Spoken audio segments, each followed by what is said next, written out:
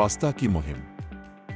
एक दिन पास्ता का एक छोटा सा टुकड़ा अपने दोस्तों के साथ खाने के लिए तैयार हो रहा था। वो एक बड़ी ट्रे में रखी हुई था जहां इसके दोस्त मुख्तलिफ किस्म के सॉस और सब्जियों के साथ चमक रहे थे।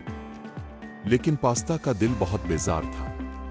वो सोच रहा था कि इसकी जिंदगी सिर्फ खाने तक महदूद नहीं होनी चाहिए। वो चाहता था कि वो दुनिया देखे और कुछ नया करे।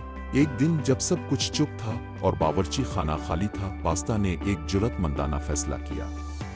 वो ट्रे से बाहर निकलकर बावर्ची खाना में मुहिम पर निकल पड़ा। इसका पहला मकसद था कि वो सूप के कटोरे में छुपे हुए तमाम सरों से मिले जो हमेशा इससे मजाक करते थे।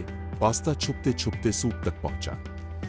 वहां इसने सरों से बात की और उन्हें बताया कि वो भी अपने ख्वाबों को पूरा करना चाहता है। सरों ने इसकी बात सुनी और हंसते हुए कहा, तुम भी तो खाने का हिस्सा हो पास्ता, लेकिन तुम्हारे अंदर जो जज्बा है वो तुम्हें बड़ा काम दे सकता है। पास्ता ने अगला कदम बढ़ाया और वो चम्मच की मदद से बावर्ची खाना के दरवाजे से बाहर निकल आया। इसका दिल तेज धड़क रहा था क्योंकि इसने फैसला किया था कि वो दुनिया के मुख्तलिफ कोने देखे। लेकिन रास्ता थोड़ा पेचीदा था। पास्ता ने अपने कदम आगे बढ़ाए।